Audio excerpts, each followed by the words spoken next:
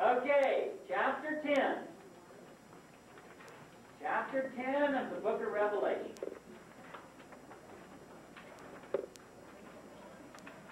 I hope you all have as much fun as I'm having. I love the book of Revelation. I love to teach. Number 10. Chapter 10. Number 1. What did John see during the intermission between the 6th and 7th trumpet? That's verse 1. And I saw another mighty angel come down from heaven, clothed with a cloud, and a rainbow was upon his head, and his feet were as it were the sun, and his face was as it were the sun, and his feet as pillars of fire. So he saw another mighty angel. I'm going to write down angel. Another mighty angel. Now it says, note the characteristics of this angel. First of all, it said he comes down from heaven. Now we're going to look at some other passages. 1 Thessalonians chapter 4, verse 16. It says, for the Lord himself shall descend from heaven. And here it says, I saw a mighty angel coming down from heaven. There was an angel who was cast out of heaven. That was Lucifer, right? But this one wasn't cast. He came down, and the Bible describes Jesus at least once as coming down from heaven. So maybe this was Jesus. Let's go on. The next one that we read in verse 1 says he was clothed with a cloud.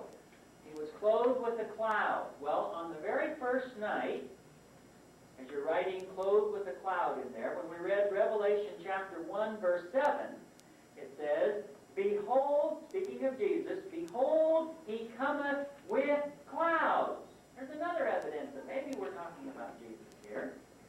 Then it said in verse 1 that there was a rainbow upon his head. So write down rainbow upon his head. And when we studied Revelation chapter 4, we found that a rainbow is intimately connected with the throne of God, and of course Jesus is there on the throne with the Father. The Bible says he ascended to the Father's throne. Revelation chapter 4 and verse 3, and he that sat was like to look upon like a jasper and a sardine stone, and there was a rainbow around about the throne. And then the next one, his face glowed like the sun. That's what we read in Revelation 10:1. His face glowed like the sun. And back in Revelation chapter 1, verse 16, when it was definitely describing Jesus, it said, and he had in his right hand 7 stars, and out of his mouth went a sharp 2-edged sword, and his countenance was as the sun shining in its strength. Sounds like it's Jesus, doesn't it? A lot of characteristics there. And finally it said his feet were like pillars of fire. Pillars of fire. And in Revelation 1:15 we read about Jesus. His feet likened to fine brass as if they burned in a furnace. So this description in Revelation 10 of a mighty angel which comes down from heaven is actually telling us about Jesus. This is a symbol of Jesus. In the Bible, Jesus is often referred to as the angel of the Lord. It doesn't mean he has wings like an angel, but angel is the word angelos, which means messenger. And that's what the Bible says two-winged angels are. They are ministering spirits that go out to give God's messages. But Jesus is the primary one who gives us God's message, right? We learned that the first night. God to Jesus, to the angel, to John, to us. So this is a symbolic representation of Jesus. Number 2, what does Jesus have in his hand in this prophecy? Verse 2, and he had in his hand a little book open, and he set his right foot upon the earth, and his right foot upon the sea, and his left foot upon the earth. So he had a little book open. All right? Now, the Greek word here for open is a very special tense of the word that we really in English. And if you can read Greek, it says, he had in his hand a little book which had been shut and is now open. That would be a more accurate translation of that Greek word. A book that had at one time been closed and is now open. Okay? What is the only book in the Bible that was ever closed? I'm going to go back to the book of Daniel, chapter 12. And in history, we're going to find what book was closed. A lot of people want to tell me that we shouldn't be studying Revelation because Revelation is a sealed book. But we studied that on the very first night, that Revelation is not a sealed book, it's to be studied. But here in Daniel chapter 12, verse 9, God says to Daniel at the end of the book, and he said, "Go thy way, Daniel, for the words I've just given you, words of the prophecy, are closed up and sealed until the time of the end." The only book in the Bible that was ever sealed is the book of Daniel. Write Daniel in that blank. And how long was it to be sealed? It says it was to be sealed until the time of the end.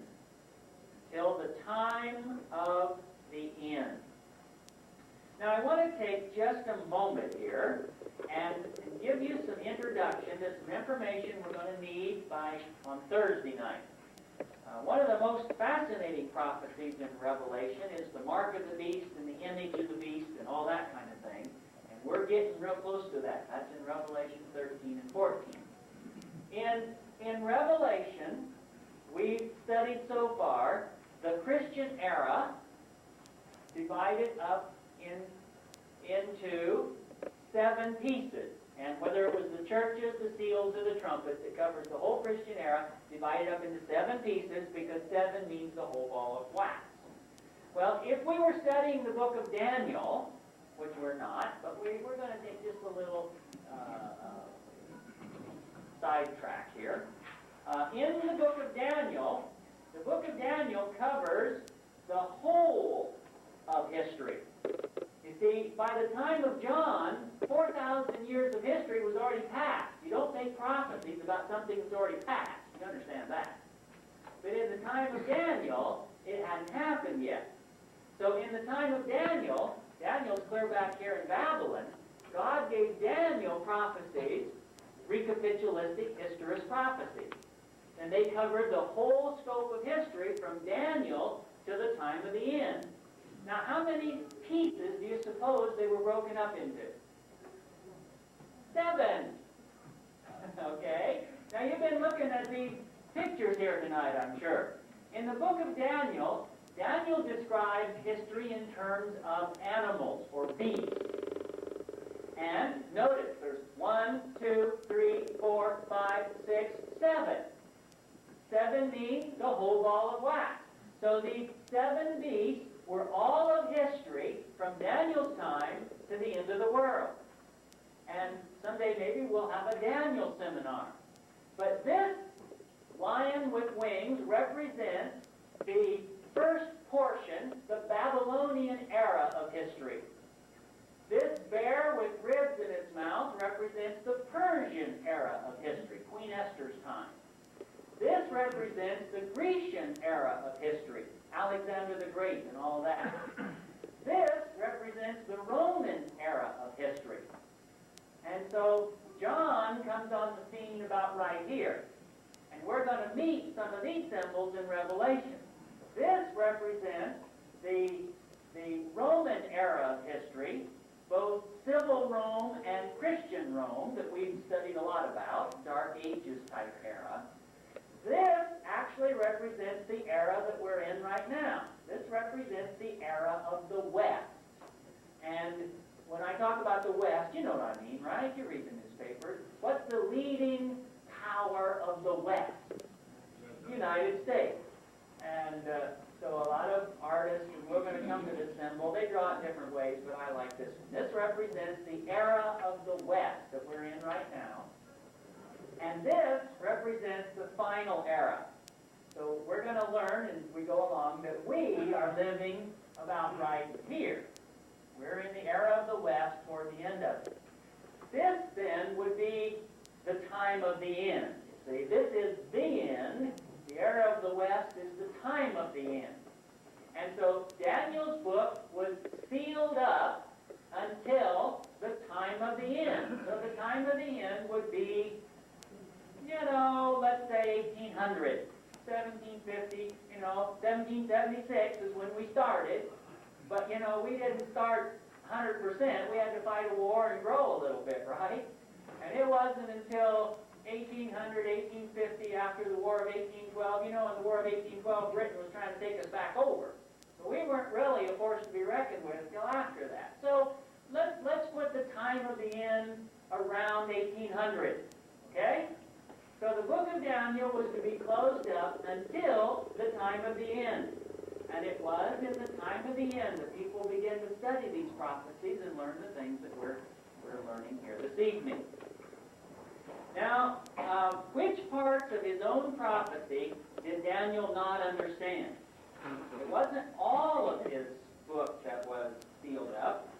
So let's go to Daniel chapter 12, verses 7 and 8. Daniel chapter 12, verses 7 and 8. Daniel chapter 12, verses 7 and 8. Notice what it says. And I heard the man clothed in linen, which was upon the waters of the river, and he held up his right hand and his left hand unto heaven, and sware by him that liveth forever and ever, that it shall be for a time, times and a half. So he's talking of prophecy about time, right? And when he shall accomplish to scatter the power of the holy people, all these kings shall be finished. And I heard, but I understood not. Daniel didn't understand that prophecy about time. Then go back to Daniel chapter 8. Daniel chapter 8 and verse 14. Daniel chapter 8, verse 14. And in Daniel chapter 8, verse 14, it says, And he said unto me, unto 2,300 days, that's time, isn't it? Then shall the sanctuary be cleansed. That'd be prophetic time. 2,300 days would be how many years? 2,300 years. Notice what it says in verse 26. It says, And the vision of the evening and morning, this 2,300 days, which was told is true, wherefore shut thou up the vision, for it shall be for many days. It wouldn't be understood till the time of the end. And I, Daniel, fainted and was sick certain days. Afterward I arose and did the king's business, and I was astonished at the vision, and none understood it. The part of his own prophecy that Daniel didn't understand was the time prophecy. Now I want to just do a little hand sketching here for a minute, and give you an idea of what we're talking about. Here is a timeline. In the book of Daniel, there's this long prophecy, 2,300 days. Woo, like that. 2,300, and we know that that's years now. Okay, so there's a prophecy that covers 2,300 years. Then within that prophecy, there's a couple of other prophecies. There's one that's 490, and there's one that's 1,260. Those are the ones that Daniel didn't understand. He didn't understand the time prophecy. So now we have a vision in Revelation of Jesus coming down to this earth, and he has in his hand a book that was closed, but now it's open. It's the time prophecies of the book of Daniel that are in this book. So if we go back to this cartoon, this is the book of Daniel, and it's not all the book of Daniel, because not all the book of Daniel was sealed. It was the time prophecies that were sealed. Number 3, how much of the world would be affected by this message? And that's in verse 2, back in Revelation chapter 10. Revelation chapter 10 and verse 2. And he had in his hand a little book open, and he set his right foot upon the sea and his left foot upon the earth. So if he covered the sea and the earth, how much of the earth, the land and the sea, how much of the earth did he cover? All of it. So the sea and the land, and that means all of the world. This was a prophecy of something that would affect all of the world. Question number 4. When Jesus called for attention, what happened? Verse 3 and 4. And he cried with a loud voice as when a lion roared. And when he had cried, 7 thunders uttered their voices. And when the 7 thunders had uttered their voices, I was about to write. He's going to write it down. And I heard a voice from heaven saying unto me, Seal up those things which the 7 thunders uttered, and write them not. So when Jesus called for attention, what happened? 7 thunders uttered their voices. So the answer that goes in those blanks are 7 thunders. And then number 5, when John started to write down what he heard, what was he told? Verse 4 says, I was about to write, and I heard a voice from heaven saying unto me, Seal those things which the 7 thunders uttered, and write them not. So he was told to write them not. This is one piece of revelation that I'm not going to explain to you. Because God told John, don't write that down. Don't write that down. Now, just in case you think that's strange, look at the next question. Were other prophets given information, but told not to write it down or tell it? Let's go back to 2 Corinthians chapter 12. And this is the Apostle Paul. He had visions just like John did. 2 Corinthians chapter 12 and verse 4. He says, how that he was caught up into paradise. Paul's talking about himself. He says, I was taken in vision to paradise and heard unspeakable words which it is not lawful for a man to utter. Paul did not tell you in the Bible everything he saw about heaven in vision. I suppose some things God had to tell the prophet and explain to him to help it make sense to him so he could write it down. We're just going to have to wait till we get to heaven for those. Okay? Question number 7. Who did Jesus swear by? Back in Revelation 10, verses 5 and 6. And the angel which I saw stand upon the sea and upon the earth lifted up his hand to heaven, and sware by him that liveth forever and ever, who created heaven and the things that therein are, and the earth and the things that therein are, and the sea and the things that therein are, that there should be time no longer. Now, I want you to write down the answer, himself. Just write the word himself. Who did Jesus swear by? The answer is himself. Now, how do I know he was swearing by himself? Who lives forever and ever? Jesus does, doesn't he? Of course, the Father does too, doesn't he? So if that's all we knew, we wouldn't know if Jesus was swearing by himself or by the Father. But then it says, who swear by him that liveth forever and ever, who made heaven, the earth, the sea, and etc., etc. If you go to the Gospel of John, chapter 1, verses 1, 2, and 3, it's talking about Jesus, and it tells us something about Jesus.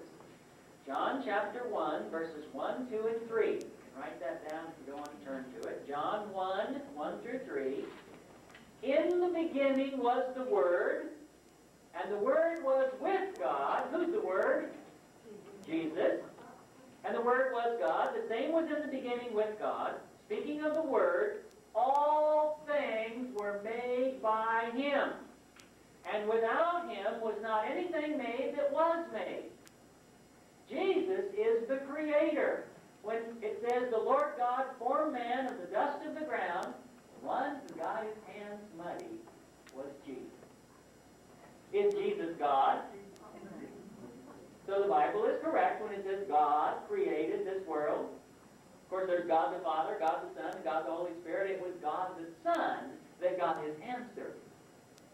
So, the one that created everything is Jesus. And here he's swearing by him that created. So Jesus is swearing by himself. Now, number 8. What is the most solemn oath that can be made? Hebrews chapter 6, verse 13. Hebrews chapter 6, verse 13. It says, "For when God made promise to Abraham, because he could swear by no greater, he sware by himself." So the most solemn oath that can be made is when God swears by himself. So here in this vision, Jesus is telling us something that is absolutely true. Okay? Now, number 9, what declaration did Jesus make by his oath? Back to chapter 10 and verse 6. This is what he said. He swore that there should be time no longer. So there should be time no longer. Now, I might just mention that I don't know what versions of the Bible you're using. There's some versions of the modern versions of the Bible that translate this, "There should be no more delay." That is a wrong translation. I will have to argue with the translators of those Bibles. If you read it in Greek, it says chronos.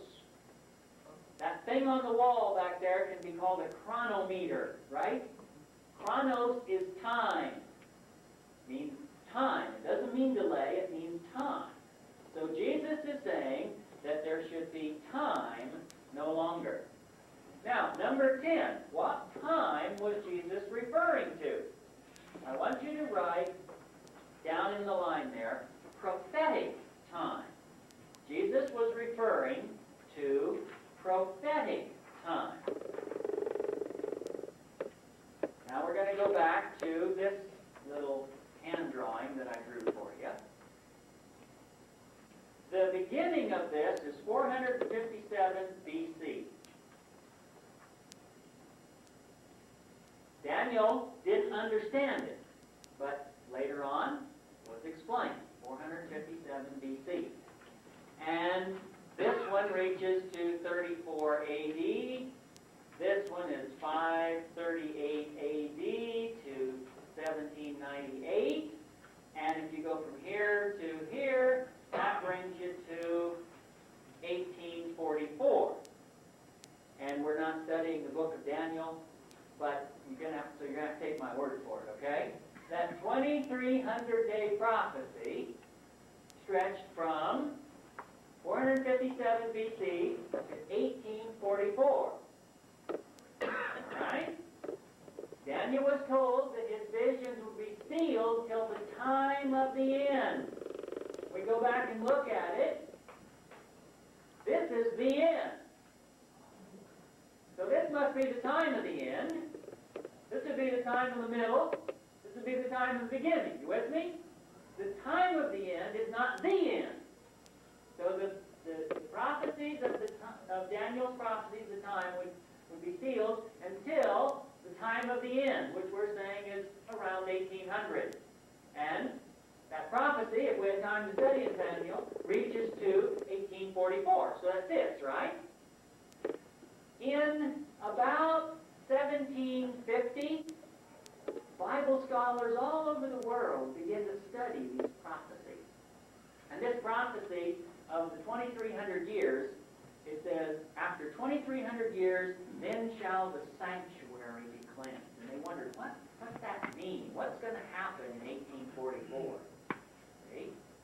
Well, as they were studying, somehow they figured it out.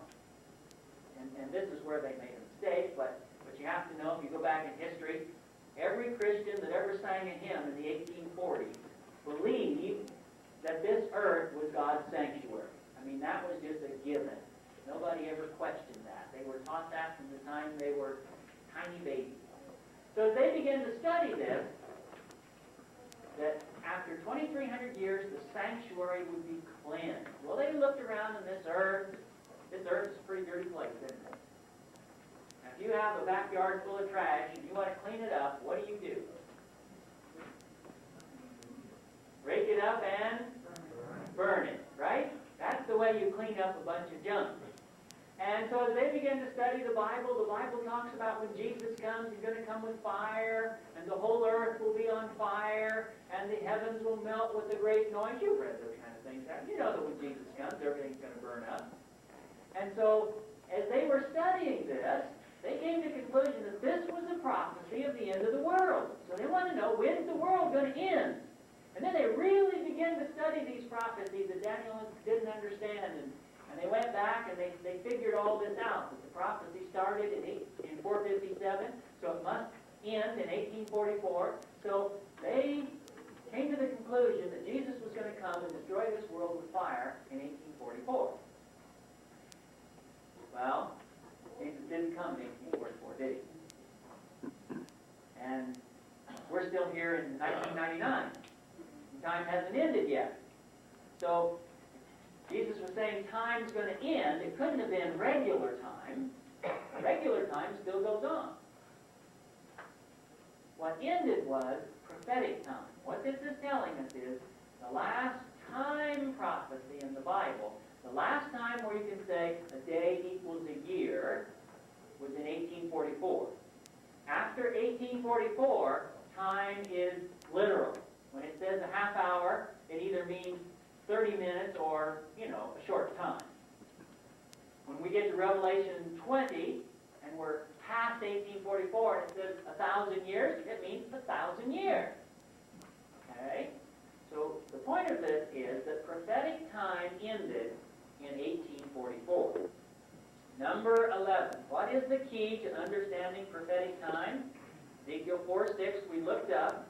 One prophetic day equals one literal year. So after 1844, there's no prophetic time. Now then, number 12, after this intermission is over, what will happen? Verse 7. But in the days of the voice of the seventh angel, when he shall begin to sound, the mystery of God should be finished, as he hath declared to his servants the prophets. So, the angel was saying, after the seventh trumpet sound, the mystery of God will be finished. The mystery of God will be finished. The mystery of God is the plan of salvation. Remember, this is the intermission between the sixth and seventh trumpet. And he needs to tell us something about prophecy. Number 13, what was John told to do? Now, here's where we're going to pull it all together. Yes. What was the answer? Answer for number 12, the mystery of God will be finished. The mystery of God will be finished. Now, what was John told to do? Verse 8 through 11. And the voice which I heard from heaven spake unto me again and said, Go and take the little book which is open in the hand of the angel which standeth upon the sea and upon the earth. And I went unto the angel and said unto him, Give me the little book. And he said to me, Take it and eat it up, and it shall make thy belly bitter, but it shall be in thy mouth sweet as honey. And I took the little book out of the angel's hand and ate it up, and it was in my mouth sweet as honey. And as soon as I had eaten it, my belly was bitter. So, number 13, what was John told to do? Take the book and eat it. He was told to take the book and eat it. You ever do that? You ever just find a book that you really like and you just eat it up? Okay, John was told to take the book and eat it. Number 14, what would it taste like? We read that, didn't we? Sweet as honey. So write it down. Sweet as honey. And then number 15, after he ate it, what would happen? It gave him a bellyache. It gave him a bellyache. Now, it's this that is really the key to the prophecy. I had to tell you about those dates in order for you to understand this, okay? So you get the picture. John sees this vision. He's actually in the vision. He sees this angel, which is Jesus. Jesus has open in his hand the time prophecies of Daniel. And now he says, John, take those time prophecies, take that book, and eat it up.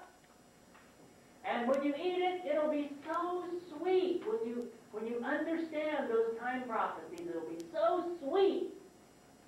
But then those time prophecies will give you a bellyache. Can you see that? That's what it's saying there. All right, number 16. This type of prophecy is called active prophecy, where the prophet acts out what's going to happen in the future. It's called active prophecy. What other prophets gave active prophecy? Ezekiel chapter 5, verse 1 and 2. I'll take you back in history to see that active prophecy has been around as long as there were prophets. Ezekiel chapter 5, verses 1 and 2. So Ezekiel was actually giving a prophecy about what was going to happen to Jerusalem. He says, "And thou, son of man, take thee a sharp knife, take thee a barber's razor, and cause it to pass upon thine head and upon thy beard, and take thee balances to weigh and divide the hair. Thou shalt burn with fire a third part in the midst of the city, when the days of the siege are fulfilled. Thou shalt take a third part and smite it with a knife, and a third part shalt thou scatter in the wind, and I will draw out a sword after them." So write down in the answer is Ezekiel. Ezekiel did an active prophecy. This was a prophecy of what was going to happen to the people of Jerusalem. God said, "Ezekiel, shave off all your hair. And once you've got your hair in a pile, get a scale and divide it into 3 equal pieces. And 1/3 of that hair burn up." That meant that 1/3 of the people are going to get burned up in the destruction. Then take another third and take a sword and just pound that pile of hair with a sword. And that was the prophecy that 1/3 of the people were just going to get butchered. And then take the other pile and just throw it up in the air. And that was the prophecy that the final third of the people would just be scattered all over the world. See, that's an active prophecy, and it happened, just like Ezekiel said. One more, Jeremiah 27, verses 1 to 3. Jeremiah was called to do several active prophecies. This is one of the most interesting ones, I think. Jeremiah chapter 27, verses 1 to 3. "In the beginning of the reign of Jehoiakim, the son of Josiah, king of Judah, came this word unto Jeremiah from the Lord, saying, Thus saith the Lord to me, Make thee bonds and yokes, and put them upon thy neck, and send them to the king of Edom, and to the king of Moab, and to the king of the Ammonites, and to the king of Tyrus, and the king of Zidon, by the hand of messengers, which come to Jerusalem unto Zedekiah the king." So Jeremiah was told to make a stock and put it around his neck. You know what a stock is. So he wore this around Jerusalem for a few days. Then he took it off, and he sent it to the king of Edom. And it was a prophecy, this is what's going to happen to you and your whole kingdom. And it happened just that way. So an active prophecy is when God tells the prophet to do something, and what the prophet does is what's going to happen to the people. You got that? Now, number 17, what experience was the sweet, bitter prophecy foretelling? I want to tell you the story of this. This was a prophecy of the Great Advent movement. Back during this time, in the 1700s, the Christian church had come to the place where they didn't believe Jesus was coming soon. The Christian church was teaching all over the world that God was blessing the world with the Industrial Revolution, with the invention of the steam engine, with all these wonderful inventions, and God was blessing people, and the church was supposed to use these inventions to make the world a better place. So now we have cotton gins that make our cotton and weaving looms, and the world is getting so much better, and this is going to go on for 1,000 years. And when the church, using all these inventions, has made this world a wonderful place, then Jesus will come and we'll hand him our world and we'll say, "Here, Jesus, did we do a good job?" And that's what the church was teaching back in the 1700s. And in this prophecy, Jesus was prophesying a movement that God would bring into existence that would change that. And so back in the 1700s, all over the world, people here and there begin to study their Bibles. And I told you a little bit about this the other night. Remember I told you about Manuel Lacunza down in South America and Joseph Wolf that went to the Arabs.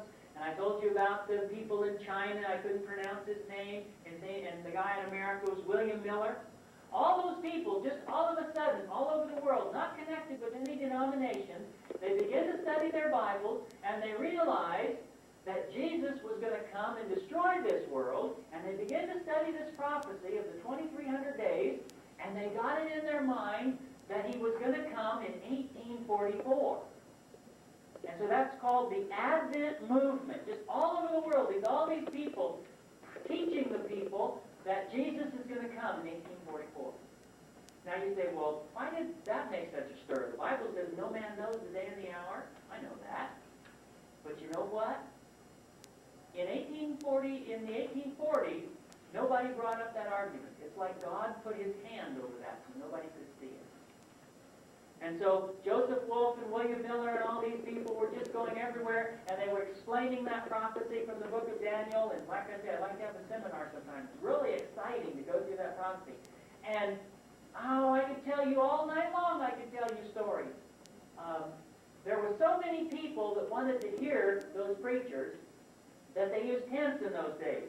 And there wasn't a building in the world big enough. And so those Advent people, are called Millerite people, they ordered a tent. The center pole of that tent was 55 feet tall. It was the biggest tent that had ever been made to that time. And scoffers said, you can't make a tent that big. And if you could make a tent that big, you couldn't pitch it. And if you got it pitched, you'd never get enough people to come listen to this kind of stuff to fill it. Those Adventists had that tent ordered, manufactured, paid for, and pitched in 30 days.